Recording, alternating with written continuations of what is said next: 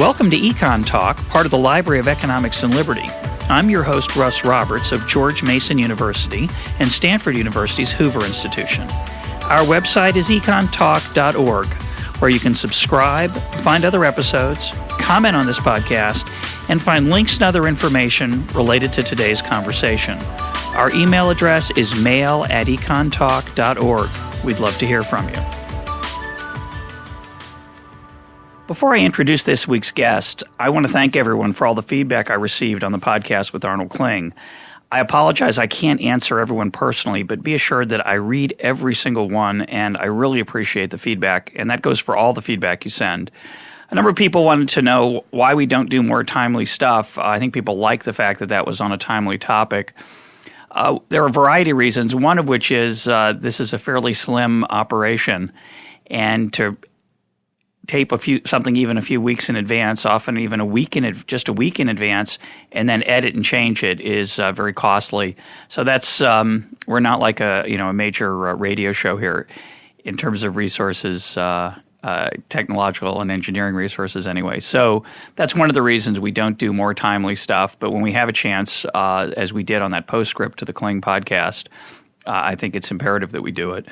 My guest today is Clay Shirky, author of Here Comes Everybody, The Power of Organizing Without Organizations. Clay, welcome to EconTalk. Thanks so much for having me. Your book's a fascinating look at the role of technology in allowing spontaneous organizations to emerge, particularly using the internet. I'd like to start with the basic economics of organizations that you describe so well in the book. Why do organizations emerge, and what stops them from emerging? Well, the famous example, or the famous observation about that was Coase from the 1930s, which is organizations exist to lower transaction costs. The question Coase asked himself was, if markets are such a good idea, why do we have organizations at all? And in particular, why do we have firms? And his answer was that if everything were a market, the cost of discovering opportunity and writing a contract for every little thing, right? I need some new pencils for my desk, would actually swamp the ability of the institution to get larger things done. So businesses exist precisely to lower the transaction costs for the individuals in their employ. They put people together in departments and they say, you work together. They say, this is how we're dealing with buying enough resources for the whole organization for the day, the week, the month, the year, and so on. And his theory is that basically organizations exist wherever the lower transaction costs can operate more effectively than in the market. Markets exist, on the other hand, where the level of transaction is large enough and the complexity of the interacting actors is also large enough that you can't have an organized firm, famously the thing that did in communism in the end of the last century. The interesting thing to me about the internet, mobile phones, applications built on top of them, is that lowering transaction costs becomes a side effect of using the network. I think everybody's noticed that finding things is much easier because of search engines, and that transacting is much easier because of e-commerce and so on. Those kinds of transactions, they were also met by their social equivalents, which is it's easier to find people who are either interested in what you're interested in or have interests or skills that are complementary to yours. And it's easier to arrange to do things with those people. And in the book, I walk through this ladder of sharing, collaboration, collective actions, the kinds of things that these social tools enable. So what I think we didn't notice from traditional Coasean theory, everybody focused at the top, right? When does a firm stop being a good idea into the market? But in addition to that nominal Coasean ceiling, there's also Coasean floor. Right, there are a set of transactions that no one engages in because you have to be organized to engage in them, but no organization is willing to eat the costs. Because in those cases, the transaction costs are simply too high in traditional settings. Right, and the ability there is some institutional overhead, right? Famously middle management. Is the requirement for managing down transaction costs in a large organization, but the overhead essentially of maintaining an institution that can lower those transaction costs itself creates costs. Yeah, explain that, because I thought that was a very nice insight. Well, so the example that where it first really struck me was in 2005 in Coney Island. Every summer, New York's famously rundown amusement park. There's an event called the Mermaid Parade, and the local hipsters sort of dress up in these various funny costumes, most of them nautically themed, and march around Coney Island. There's hundreds of people in the parade. There's thousands, maybe 10,000 people turn out to watch.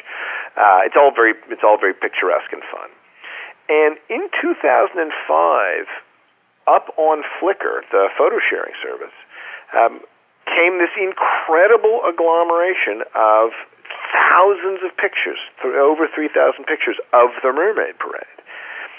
And they came about because Flickr had added tagging, right? These free-form labels first pioneered by Delicious.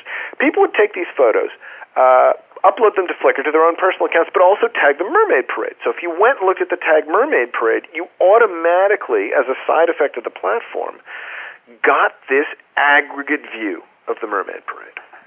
Now, the cost of doing that in an institutional setting would have included advertising costs, right? Trying to find people who fit the bill of both is a photographer, will be at the Mermaid Parade, which is fantastically inefficient, as every advertiser knows. And then doing something to kind of coordinate or extract those people's photos after the fact. And there's no profit motive there. No one sells these photos, right? There's, pork barrel politics, even being what it is, no one is going to stand up on the floor of the House of Representatives and say, I need $500,000 to aggregate photos of roller skating mermaids. And so we can dream, can't we? But yeah, I guess it isn't going to happen. Exactly. One can always dream, but so it wasn't just that Flickr did something an institution could do in a different way. What Flickr did was it did something no institution can do, which is to create, just as a side effect of these self-interested actions, this large-scale aggregation of a kind of social value, because the photos were valuable. People wanted to look at the photos. They've gotten a lot of traffic. It's just that the gap between a bunch of people would like to look at this a little bit and a bunch of people are willing to pay a lot of money to look at this, it's in that gap that a lot of these effects are appearing, where things below the Coasean floor are now happening for the first time. That's a really beautiful example because, as you say, there is value there, just not enough to overcome the transactions costs of putting that product together for profit. And yet there's a tremendous amount of pleasure we get from these aggregated, somewhat unintended collections. It's an amazing thing. And I would go all the way. I would say, in a way, completely unintended. Yes. Because, I use this example in the book, right? For Flickr to have tried to put together the collection of Mermaid Parade photos. First of all, someone in San Francisco would have had to know that in Coney Island we have this thing called the Mermaid Parade. And then they would have had to take all of these additional steps to kind of organize or coordinate the potential photographers. And that is so far beyond Flickr staff's capabilities that it would actually hamper the ability to create this novel value if they tried to do it in any kind of directed way. And I think there's a program, I haven't used it, but I understand I think it's in beta, that allows people to aggregate these photos and create a 3D image of various landmarks. Yeah, exactly. And that's just an unbelievable Flickr thing. Becomes the input to Blaze's photosynth program out of the Microsoft Research Labs, because you need multiple exposures of a single space just to knit into this 3D vision. And they started with the Piazza San Marco in Venice, right, one of the most photographed environments ever in the world. So it's easy to get lots of those photos. But to do the average city block or even a piece of Coney Island, you need amateurs involved. Right. No one's going to pay professionals to go out and do this work. And yet the work is being done every day by the amateurs. The tourists, yeah. It's the aggregating step that's the missing piece, and that's where transaction costs prevent it from happening in a world where the Coasean floor is as high as it is. And now that floor has dropped, we suddenly see lots of things which are done in an organized but not an institutional way. I want to digress for a second on Flickr because I'm so fascinated by it. One of the things that's inevitably seems to be happening, well, there's a big debate about how big it is, but words are becoming less important and images are becoming more important. Reading is becoming less important and skimming and browsing is more important.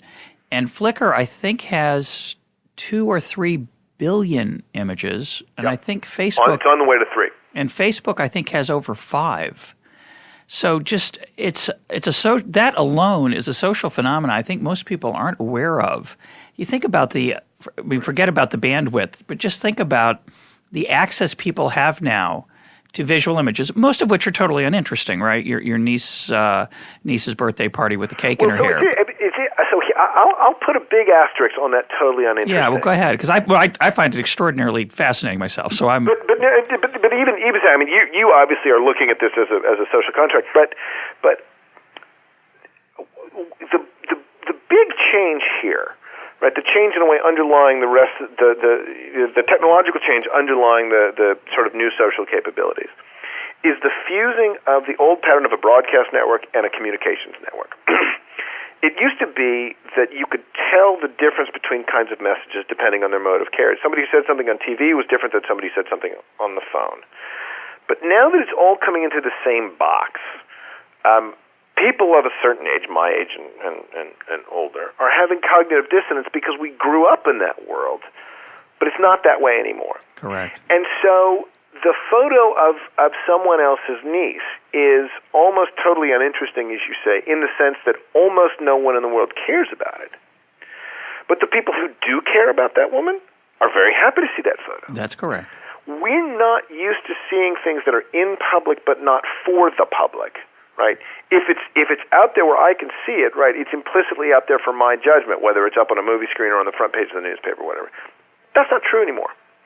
People are communicating to one another in a medium that scales pretty effortlessly from almost completely private to completely public. And so, for the first time, and again, as a result of these lower transaction costs, something doesn't have to be interesting to more than 2 people for it to be worth putting up online. And that shift is, as you say, enormous because. And there's really 2 things, right? Digital cameras make it a lot easier to take those images, but the network also makes it easier to share them. And so even when there were billions of images lying around on the world's cameras, there was no rolled up aggregate view of them, and now there is. And that aggregate view isn't just a sort of post hoc gathering of these images, because it actually creates the incentive for more people to take more pictures. Yeah, and my own asterisk on it is actually I like looking at pictures of people's family members often because it teaches me how to take better pictures of my family. I've become much more interested in photography going to Flickr and seeing the incredible visual beauty that is. I don't have to go to an art gallery anymore. I don't have to buy a book. I don't have to buy a print. I can just, for free, other than my time, I can see extraordinary aesthetic beauty, and it makes me want to do a better job with my camera. Yeah, the old model where to try to get better at taking photographs meant joining a photo club, subscribing to a popular photography magazine, doing these kind of various geeky things meant that there was a very high threshold between the average snapshot taker and anybody who was working at it as a craft, even just for self-interest and as a hobby. That gap has now become a spectrum because everybody's exposed all the time to these photos and can go in and ask the photographer, hey, that's great, how'd you take that shot, or what were you thinking, or what kind of camera did you use, or whatever. And the threshold of learning something new has fallen in part as a result of the socialization of sharing. Or the increased social scope of sharing, rather. No, it's a beautiful thing. Let's go back to the economics of organizations. Talk about the example used in the book, which really grabbed me as powerful and useful way to think about this. Talk about the birthday paradox and the going out, choosing a movie, and how the lessons that has for that those examples have for organizations in the traditional style and then in the current internet world that we're talking about. Yeah. Well, the birthday paradox I hit on as the explanation to use because in my classes I have to teach essentially what happens to social complexity as the size of the network goes up. And the birthday paradox is fairly simple, which is if you're in a line with 35 other people, imagine you're standing in line to get tickets or something, and the guy next to you in line says, I'll bet you $100 that two people in this line share a birthday. Right? Most people won't take that bet because they reason that if there's 36 people in line, that there's only a 1 in 10 chance that two people share a birthday. But that's because they're thinking about the wrong thing, and this is really about the head shift that comes with thinking about networks. The birthday paradox doesn't count individuals. It counts pairs of people because that's what goes into a comparison between my birthday and your birthday. So if there's two of us there, right, if it's just me and the guy who's offering the bet, right, there's only two birthdays, there's only one comparison. But if there's three of us there, there's 3 pairs of birthdays. 4 of us there, 6 pairs of birthdays. 5 of us there, 10 pairs of birthdays. The number of pairs, the number of potential connections between people rises with the square of the number of participants, not at the same rate as the number of participants. And as a result, by the time you get 36 people, you've got over an 80% chance that they share a birthday. And it's that shift from looking at the nodes on a network to the connections, whether potential or actual, that makes it clear why large organizations are just qualitatively different than small organizations. A big city is not a little town on steroids. A multinational is not just a startup with more people. They actually have to run themselves differently because of the communications channels.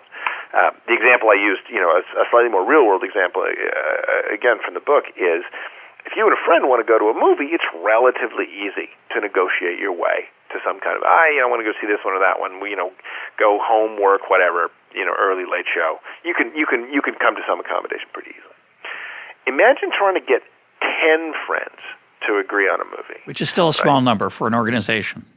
Exactly, and it's just the number of comparisons of preferences you have to do as the number of potential movie grows by even a little bit. The number of potential comparisons you have to do. 10 friends is 45 comparisons of what do you like, and then you've got to roll all of those up, and very soon, right, you get to a point where there has to be either some formal mechanism like voting or some governance strategy like I'm going to this movie at this time, anybody who wants to join me can join me. And the requirement for unilateralism isn't a function of, people being politically evil or whatever. It's the only way to manage large groups in an institutional setting. So in an institutional setting, you've got a person at the top, you've got the middle-level managers, and you've got to coordinate the thousands of employees through very specific chains of command. Yep. But that's different on the web. Why? It's different on the web because the web privileges strategies of effectiveness over efficiency. When you look at Wikipedia, say, with roughly 2 million in the English language version, something on the order of 2 million contributors, and then when you blow that across various languages, you're looking at something like 5 million contributors. There's no way to manage those people, right? The managerial the managerial group of Wikipedia, numbering in the dozens, is 1/10,000th the size of the editorial culture of Wikipedia, maybe 1/100,000th. Come to think of it. What do you mean by that? That the number of contributors, if you look at a newspaper, right, the number of people who write words to be published in the newspaper is less than 50% of the total size of the institution. The managerial culture, which is to say every employee, is twice as large as the editorial culture. On Wikipedia, the editorial culture is 100,000 times as large as the managerial culture. And so if you did something like say, you should just register every user in some way, you should keep track of them in some way, and that cost you $0.10 a year, it would cost the Wikimedia Foundation $1 million a year to do something like that. Just to keep track, let alone tell them what to write and what to fix. And, yeah. Exactly right. Just to register them. If that cost $0.10, it would bankrupt the Wikimedia Foundation. So this is an extraordinary example of the wisdom of crowds, or what Hayek called emergent order, and organization without an organizer, or just a little titch of organization in the case of Wikipedia. Well, the subtitle of the book has turned out, in a way, the power of organizing without organizations has turned out to be. It sounds much more Age of Aquarius than I meant it to sound. That's all right. All I meant was the observation you just made, which is when we see organized behavior, we assume an organization is behind it, right? Someone is directing people to write that Wikipedia page, and that's not, in fact, the case. What I didn't mean was, old way hierarchies, new way networks, right? Yeah, We've all been looking at that PowerPoint slide for 10 years, and it's not true. Let's go back to your 10-person example in the movies. One of the implications of that, and you talk about it in different ways, is collective action is difficult because of our differences, our different preferences, our different costs, and that's why a lot of collective action doesn't take place that would be useful because the transaction costs are too high. Right. Any thoughts on democracy as a high transaction cost, inefficient way to get stuff done? Well, it's really, it's interesting because there are really two kinds of democracy that we have to distinguish between. There's direct democracy and there's representative democracy. And the interesting thing about direct democracy is that all of the examples we have of working direct democracies, the Swiss canton system, town meetings in the northeastern United States, and so forth, are specifically limited by scale. That in Switzerland there are certain sizes of either cantonships or towns that are not allowed to have direct democracy any longer because the transaction costs become too high. Ditto in Massachusetts. Boston could not govern itself via a town hall meeting structure. And so a family has trouble, right? Sometimes a family is too big for a town hall meeting, right? Exactly we sit around, we're trying to decide what movie to go to or what to have for dinner, and often it's done autocratically. Right. And so what direct democracy assumes is that at small scale, enough people can get involved enough of the time to make the system, suitably representative. But past that scale, you can't do that anymore. What seems to me to be, at the very least, worth experimenting with now is whether or not you can, at higher scales, if not yet at national scale, do a better job of representing people's preferences in such a way that you rely less on, I've elected a representative and that person is now acting completely on my behalf, and more a relatively direct polling in the figurative sense of people's views. In New York City right now, we have a situation where the city council, because we're a representative democracy, may vote to overturn the term limits bill that voters have approved not once but twice. And they may do it because our mayor would like to be mayor for a third term, and as the quid pro quo, he's also holding something out to the city council to let them also run for a third term. The voters have been, and I voted against term limits. I don't even think they're a particularly good idea, but I like democracy a lot. And the idea of the city council simply overriding the clearly expressed will of the voters because they can strikes me as a fairly large bug in the representative system. So it seems to me the potential hybridization of democracy is that there are some questions to which the will of the people can and should be deferred to, where the sense of what matters and what people believe and want to have happen can be arranged in a way that doesn't require biannual or quadrennial elections, but can be more directly assessed using email, using mobile phones, etc. There's obviously a lot of design challenges in getting that to be done fairly, but it's a possibility now where it wasn't even 5 years ago. I'd go the other way. I would take most of those decisions out of the political marketplace because they can't be decided very well. I mean, when you talk about the 10 people trying to go to a movie, if 6 of them want to go to a romantic comedy and let's say 6 of them want to go to a gory action film and 4 of them want to go to a romantic comedy, right, to say, let's have a vote, and 6 votes go for the gory action film, so the will of the group is gory action is just an illusion. It's not the will of the group. It's what the majority wants. But in a case where you don't have to have collective action, it seems strange to me. No, right. There are certainly places where if if there can be a live and let live decoupling of majority decision from universal decision, that should happen. And that just seems completely cognizant with the sort of basic principles of liberty. But there are a bunch of places where the government has to decide hard questions that are provisioned like public goods, which is to say has to be provisioned for everybody all the time, garbage collection, school, and so forth and so on. Whoa. Why do those have to be publicly provided to everyone all the time? Because they're cheap. They're cheaper to do that way, and because this is the this is the flip side of the birthday paradox, or the sort of economic ramifications of the birthday paradox, which is Mansur Olson's argument about what he calls the logic of collective action, which is public goods exist in part because if they're to be privately provisioned past a certain scale, everybody has an incentive to opt out. And so the public goods get undercreated in purely voluntary environments. No nation has ever had voluntary tax rolls, for example. Cities have, but let's put that to the side. I totally agree with that logic, of course. The problem is that what is defined as a public good seems to stretch over time. No, that's exactly right. I don't see any reason that, and through much of American history, it wasn't the case that schools had to be publicly provided. We have a thriving private school system. We have thriving private... In the schools example, no, fair enough. Private garbage collection. I think, in fact, one of the really interesting examples is the use of the Internet to turbocharge the homeschooling movement.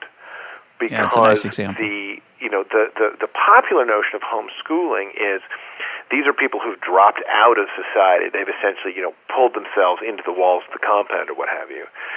The reality, in fact, is that they've dropped out of a bit of state-sponsored society, but are in deep and long-lasting conversation with one another, and they're sharing.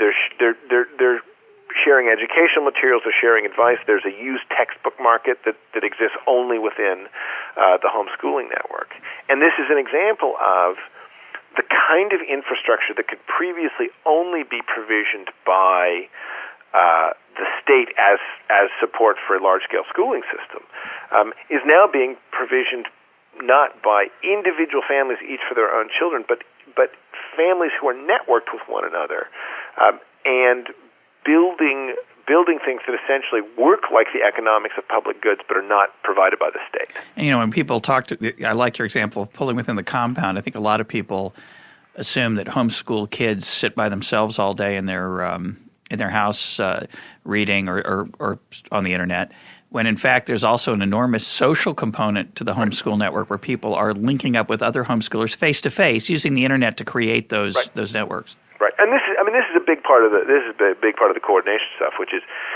as I say in the book, I think we're witnessing the end of cyberspace. The idea that the Internet is a separate and alternative space to which you retire from the real world. I mean, people are increasingly using the Internet to augment their real world activities rather than provide an alternative to them. Talk more about that. I'm gonna come back to some of these other issues we've touched on, but I want you to talk about that because part of what you're talking about in the book, a lot of what you're talking about is about the creation of community, a new social technique, a new technology to create community. And there's a lot of pushback, I think, probably from older folks who aren't accustomed to it, as you pointed out earlier, people who are uneasy with these new forms of communication. Right. But a lot of people look at this and say, well, this is creepy. This is bowling alone. This is people sitting at their terminal, becoming fat, and the quality of the communication is horrible. People are sending these misspelled one-sentence communications to each other, and they're becoming these geeky, warped people because they don't interact with human beings. They're in love with their BlackBerry. Talk about whether that extreme view, whether there's any truth to it, and then what you mentioned just now, the social phenomenon, the face-to-face part. So the extreme view. So the curious thing to me about the extreme view, I mean, it's certainly the case that emails are misspelled and so forth. I mean, part of that gets back to this distinction between communication and broadcasting, which is if it's writing that I'm seeing, I'm used to it having been spell checked because it's come from a professional publication. People are reading and writing more now than they used to.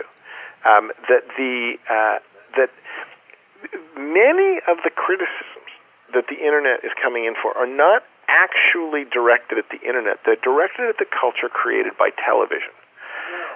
The idea of a screen coming into the house and alienating people from social society, like that battle was fought and lost by the 1960s. Yeah, people do still complain about it, but yeah.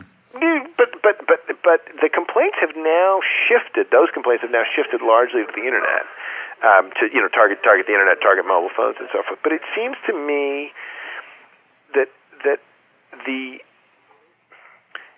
it is a half-time job for every man, woman, and child in the industrialized world right now to watch television. Mm-hmm. Right, 20 hours a week on average, more than 20 in some countries. 28, the industrialized world high in the United Kingdom.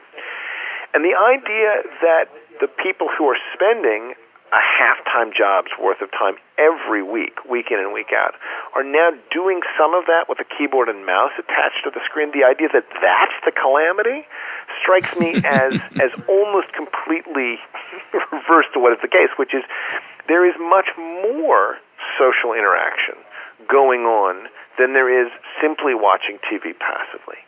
And one of the things that I think is not well understood yet is that among people in the cohort 25 and below, all of this stuff is so ubiquitously available, again, mobile phones and Internet connections, that they're not using the Internet as an alternative to their real-world social life. They're actually using it to socialize with people they know. Dana Boyd has done, the Berkeley sociologist, has done phenomenal work on showing that the rise in social network use among teenagers correlates with the reduction in the freedom to simply go outside.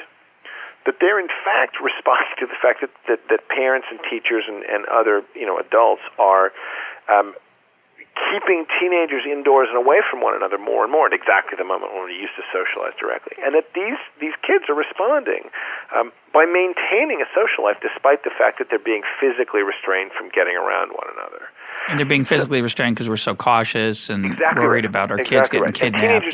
Teenagers are simultaneously, in some cases the same person, just in some cases a few of teenage, they're simultaneously tremendously at risk from criminal activity and are tremendously at risk of committing criminal activity. And so we both fear for them and fear them.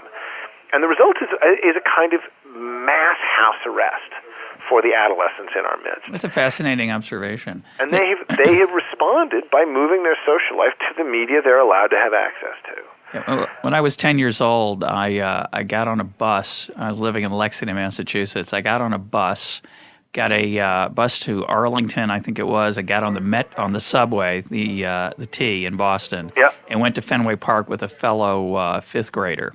Wow. The idea, and we bought tickets. The police would come to your parents' house and arrest. Right, exactly. The idea that I would send my 10-year-old to a Nats game here in D.C. on his own with his buddy is unfortunately a horrifying thought. I don't quite know how that changed the way it did. That's an interesting sociological question, which we'll leave for another time. But I want to move on to collaboration, because we've talked about sharing and these implications and the socializing with the teenagers, which I love.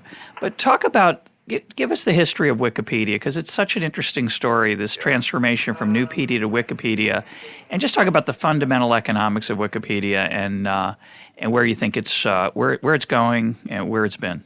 Well, so the Nupedia story is in many ways the story of the failure of the institutional model of transaction cost to be grafted successfully onto the web. Nupedia was a project started by Jimmy Wales, the sort of spiritual father of Wikipedia, as it were, started by Jimmy Wales in 2000.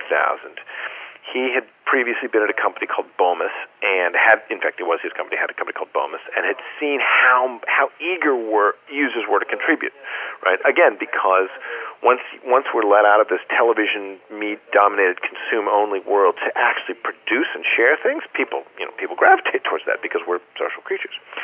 So he decided to try and do this with an encyclopedia, and so he hired Larry Sanger, who was a student, among other things, of epistemology, of the science, or the philosophy of learning, And they designed a process for creating an encyclopedia, which included 7 steps. It had classic workflow. Experts would start the article, they would be vetted, they would be fact-checked, they would be spell-checked, and so forth. And as anybody who's worked in a large organization knows, a 7-step process means there are 7 places where things can simply grind to a halt. And because this is a voluntary effort, that is exactly what happened. And after 9 months of existence, Nupedia had, a dozen articles. But they were very good, those dozen. I'm sure those dozen were wonderful. That's right. Highly polished, but not an encyclopedia with a dozen entries. It's thin. It almost doesn't matter how good they are because it's not what makes an encyclopedia good. Yeah. And so, desperate to jumpstart the process, Larry, in fact, who's now become the great enemy of Wikipedia, but at the time, Larry Sanger had discovered wikis, this model of anyone can edit the page, invented by Ward Cunningham several years earlier. And Larry picked up Ward's intuition and brought it to Jimmy and said, we ought to try this thing. So they send out a little piece of mail, an incredibly modest piece of mail, saying to the people who are working on Nupedia, look, we're just trying this wiki thing. Go there, log in, create a little article. It'll take all of 10 minutes, right? It was so the opposite of, crazy world-beating announcement. It was this very, very simple thing, and it took off famously, right? And by the end of the year that they launched the wiki, it became clear that Nupedia had simply choked on its own process, and that Wikipedia was viable.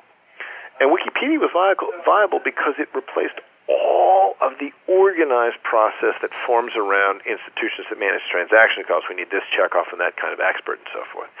And it had replaced it with massive perennial peer review. Everything was provisional. And in my mind, one of the really big successes of Wikipedia was not to give veto power to experts. Because one of the reasons things don't happen in institutional settings is because the people who are in charge enjoy the fact that if they do nothing, nothing happens. Yeah. And so you could say, well, someday we're going to get some expert to come around and write an article on asphalt. We'll get the world's asphalt expert in here or whatever. And because that never happens, you never get an article on asphalt. Well, on Wikipedia, someone just went in and wrote an article that said asphalt's a material used to cover roads, right? Which is ridiculous. It's utterly simplistic and useless and so forth.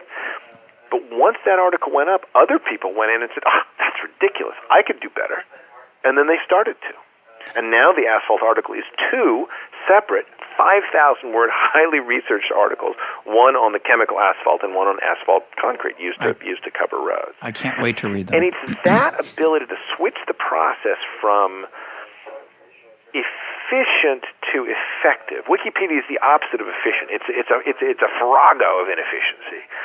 But because everything is provisional, and because it operates at a scale which is inconceivably large, more people contribute to Wikipedia than work at Walmart, the world's largest employer, it is able, nevertheless, to broker a kind of conversation in which the process is articles get better over time. So where Wikipedia is going, and that's how Wikipedia got to where it is, where it's going is it's going into a bunch of really hard governance questions. Right? Wikipedia has gotten, has succeeded because it's so dramatically lowered transaction costs, but that opens the way to all kinds of system gaming, right? Famously, the editing of the Sarah Palin article before the announcement and so forth.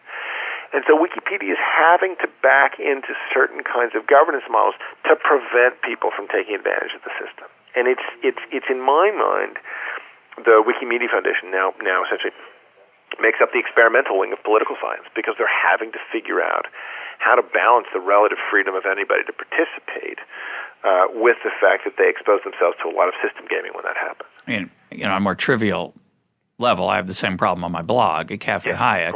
I get a lot of fascinating comments and a lot of comments I wish weren't there.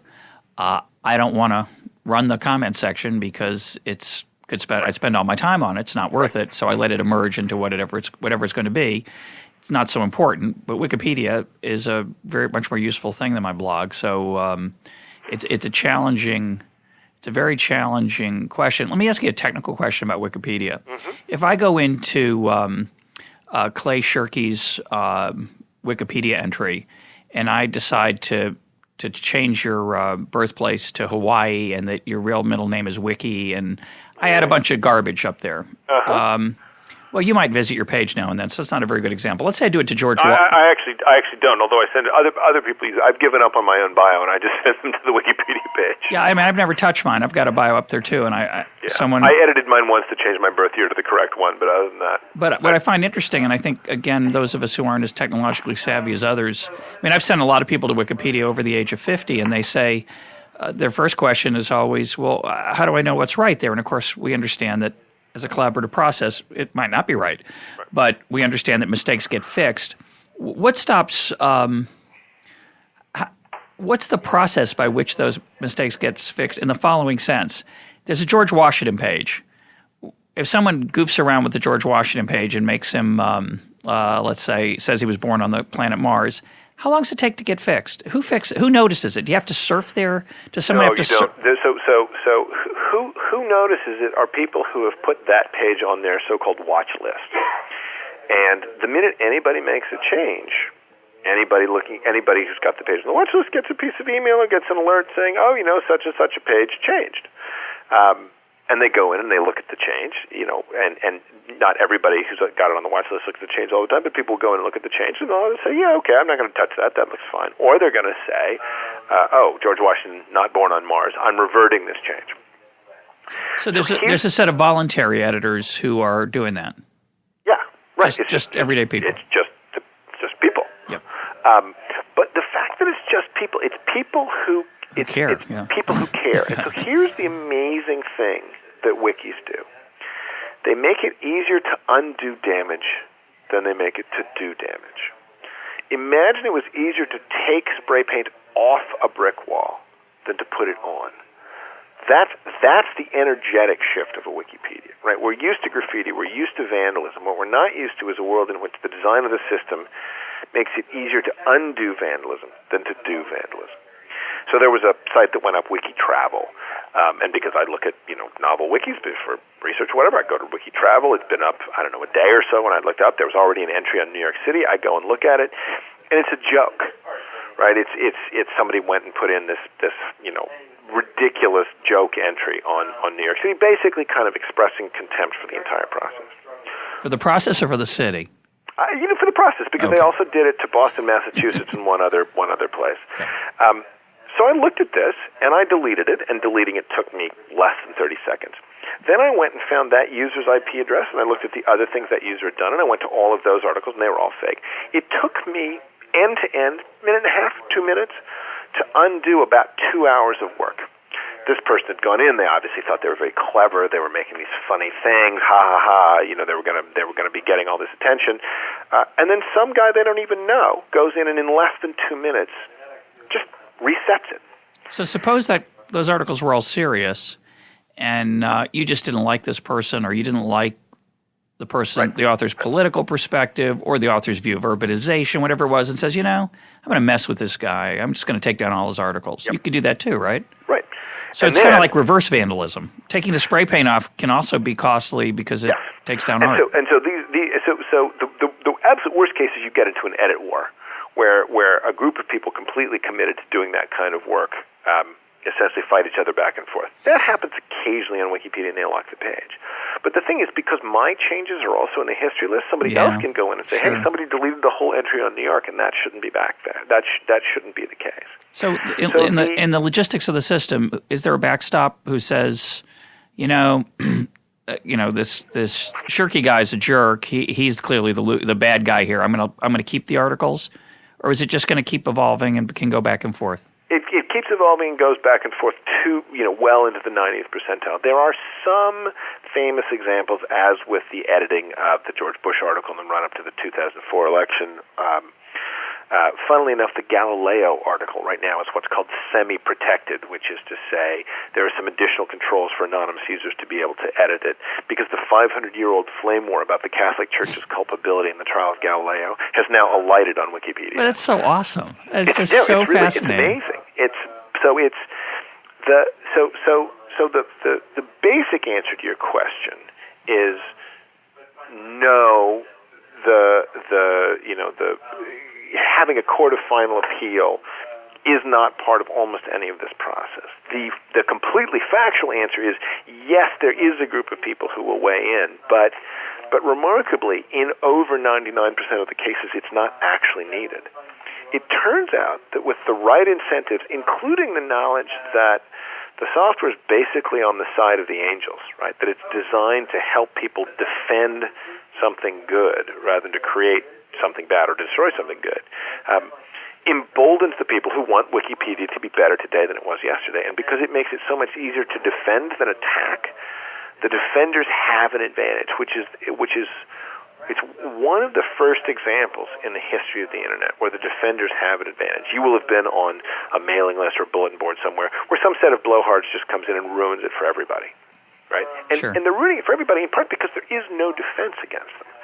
What Ward did in designing the original wiki was to simply shift the economics in favor of the people who say, we like it here, we want to stay here, we want to talk to each other and create something of value, and to give those people a way to defend themselves. How do you do that? And this is true of wikis generally. It's not just Wikipedia. Yeah, how does the technology do that? The technology does it by giving everything a history list, by making everything fairly radically transparent. Yeah, that's true.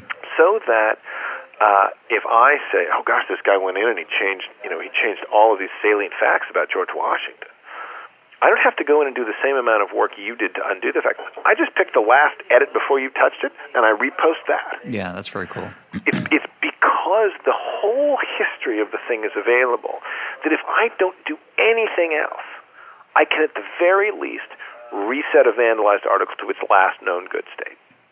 And that ability to do that in a couple of clicks means that anybody who does any writing at all, really the only way to make an attack lower energy than the defense is just to delete an article and write poop in its place or something. But then that's so visibly, obviously an attack that nobody even has to think twice about reverting it. And it's that transparency and availability of the history of those articles that helps give the advantage to the defenders. I want to turn to a concept that's related to this, which you've been talking about, which is cognitive surplus. Right. It's a really extraordinary insight. So it comes partly from Wikipedia. Or at least it's an application. What do you mean by that idea? Well, the idea behind cognitive surplus relates to this thing I was saying earlier about watching television being a half-time job for every man, woman, and child in the industrialized world, which is Wikipedia and related services, open source software, the weblog world, all work by aggregating people's voluntary contributions with leisure time. And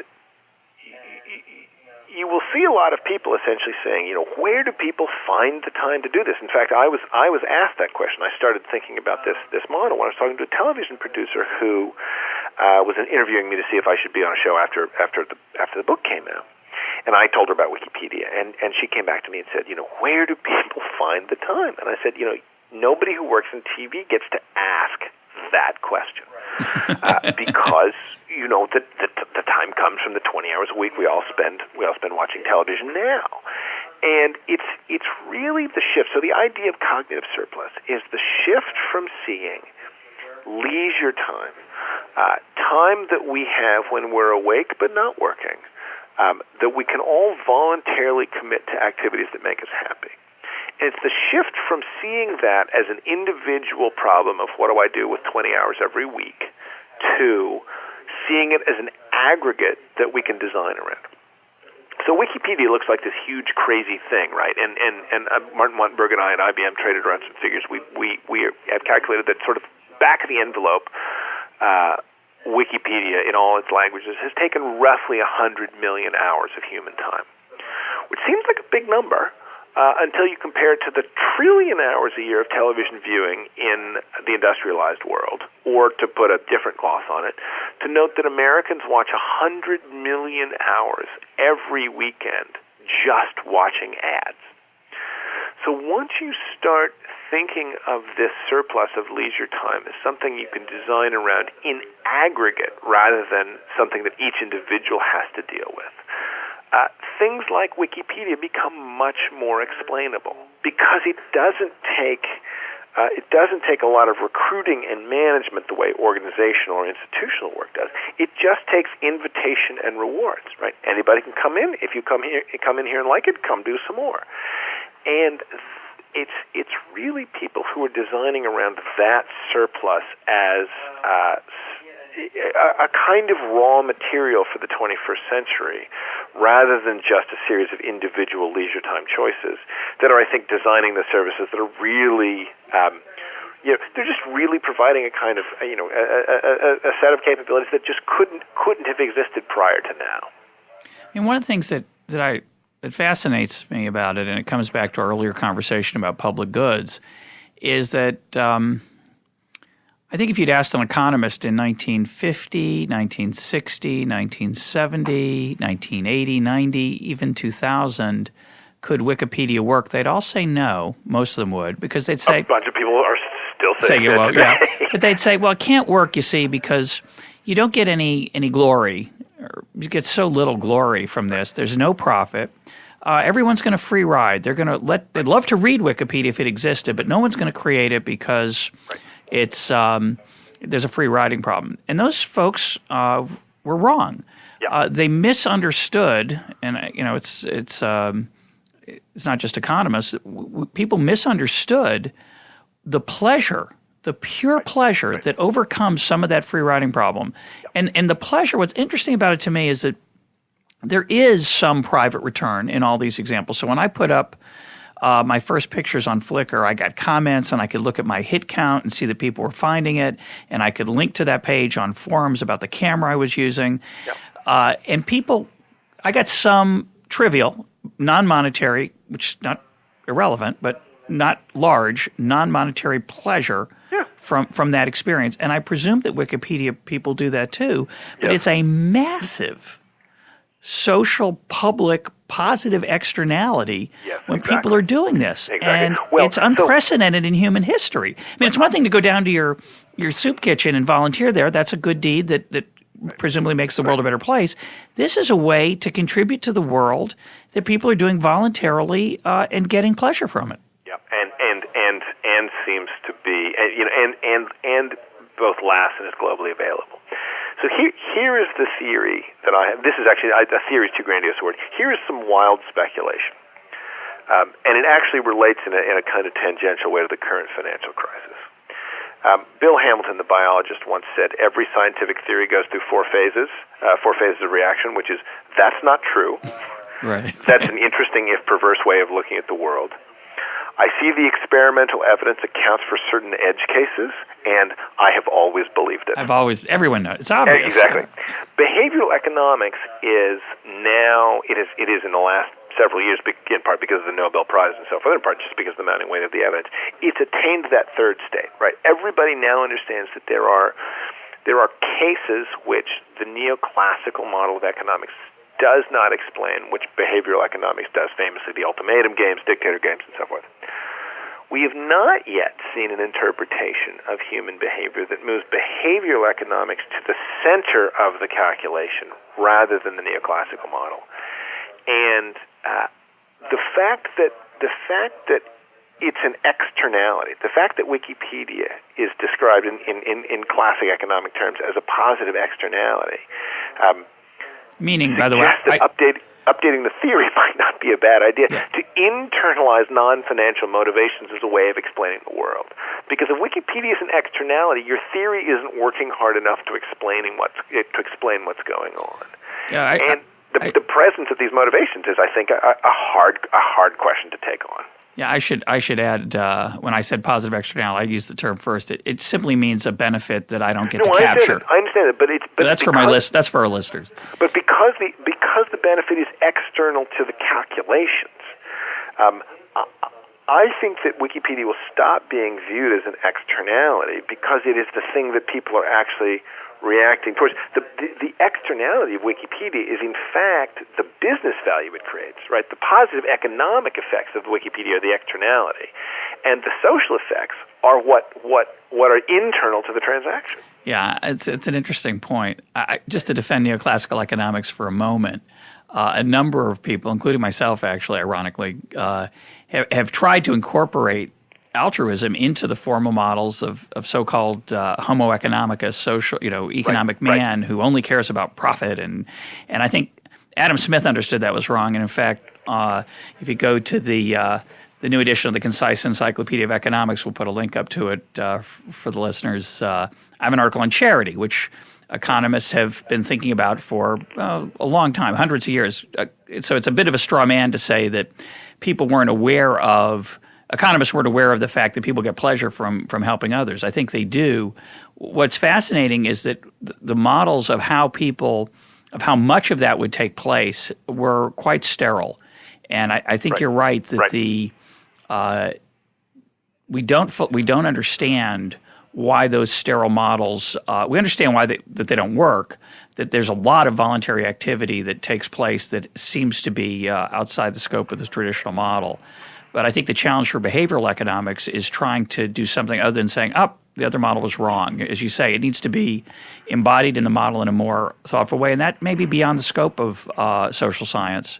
I hate to say that, but I'm increasingingly skeptical of the ability of... I think it's not so much beyond the scope of social science as it requires one of the things that differentiates various sciences is what the scientists are willing to regard as both proof and an explanation, right?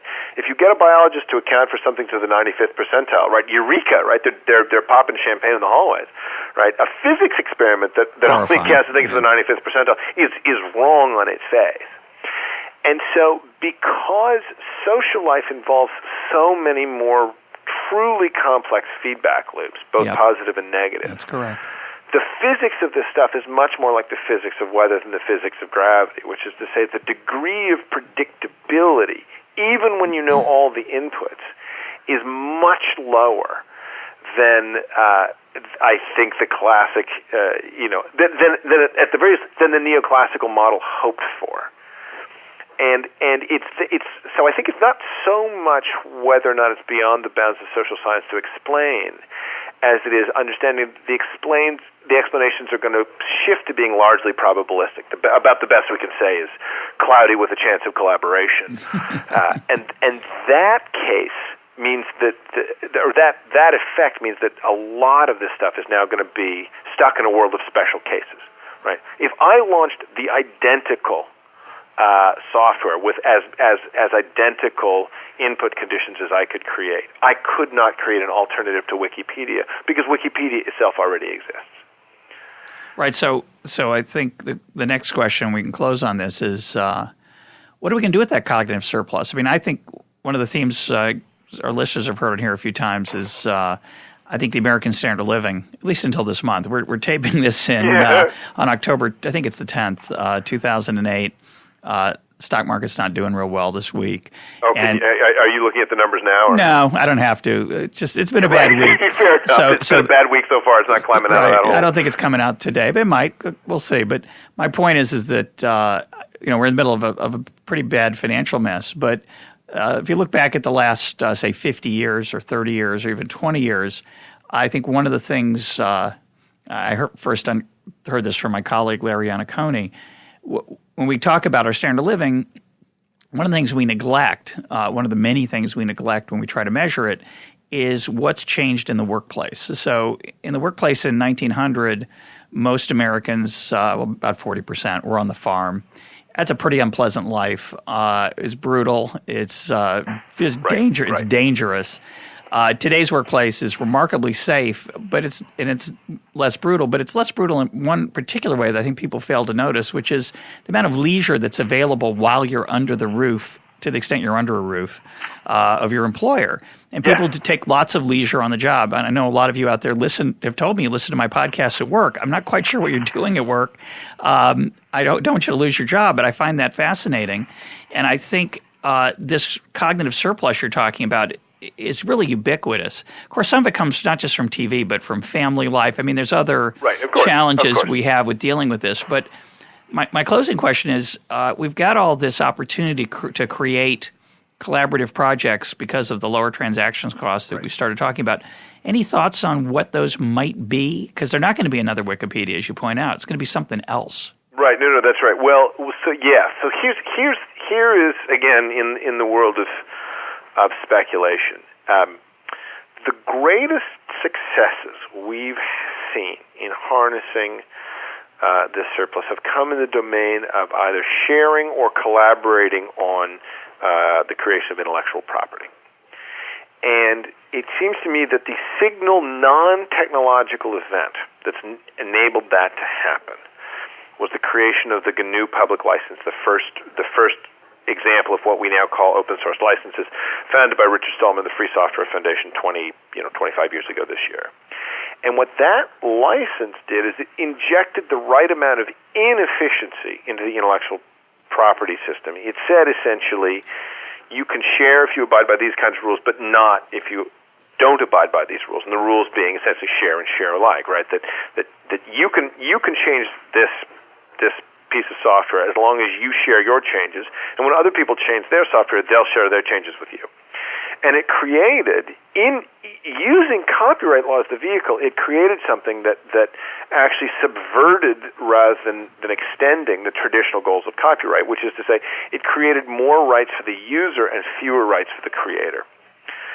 And that intuition replicated, millions of times, and then copied famously by Larry Lessig in the Creative Commons movement with other kinds of intellectual production, has led to this explosion of collaborative use because people are no longer afraid that they'll be alienated from the work they contribute. There is not an equivalent right now for collective action, which is to say where a group of people come together and take real-world action and then succeed or fail as a group. All of the examples we have of collective action right now are protest-oriented. They all rely on stop energy. They're political protests, they're protests against economic entities, but they tend to be short-term, high-visibility, coming together and registering some sort of protest. I think that what's coming is a license for collective action that's analogous to the way the GPL provided a license for intellectual production, which is to say that someone is going to figure out how to take the vehicle of incorporation, literally embodiment of a group, which is the way that the state defers to the judgment of groups, is going to figure out how to make that work for these kinds of groups that assemble without the traditional institutional overhead. It's a very interesting experiment going on in Vermont right now with the virtual company, the foundation of the virtual company, which doesn't require paper filings, doesn't require physical headquarters, doesn't require hierarchical management, and seems to hold out the possibility that a group of people who assemble entirely online but are minded to take action in the real world can get, can do everything from hire and fire to have bank accounts, create their own bylaws, and be deferred to by the state in the same way that copyright law creates deference to the creators of software.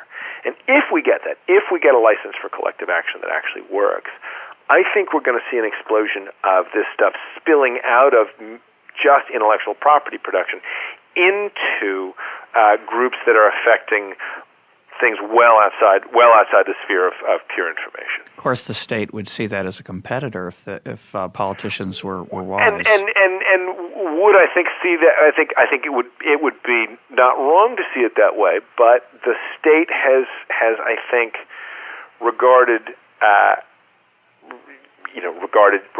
businesses as competitors on some level, and at the same time understood that in the functioning of the ecosystem, it's necessary to have that competition. Well, actually, I shouldn't say what I said. There is no state. There are only individual politicians. So there isn't no entity to be scared about the competition. There are only individual politicians. Right. So that's really the question. And many of them will find the calculus such that they'll support those things. Well, so in fact, one of the both the great and terrible things that happen in the United States happen because of federalism, right? They happen because we have 50 competitive systems trying alternate models. If there were a single decision, yes or no, should we allow virtual companies to exist, it's quite likely that the answer would be no, but there are 51 decisions. Yeah, you're right. There's the federal decision and then all of these states. In Vermont, right, if Vermont starts making traction, starts getting headway with this, the number of politicians who view the case on the margin between increasing profitability and decreasing power, they may go for profitability. Right? If Vermont becomes the Delaware of cyberspace, right, the place to go and incorporate if you've got a relatively virtual organization, there will be a bunch of people kicking themselves in 10 years' time for not having understood that was a possibility. Well, thanks for sharing it. Maybe a few of them will get a little more eager. That'd be good. Yeah, we'll see. My guest today has been Clay Shirky, author of Here Comes Everybody, The Power of Organizing Without Organizations. Clay, thanks for being part of EconTalk. Thanks so much. Thanks for having me.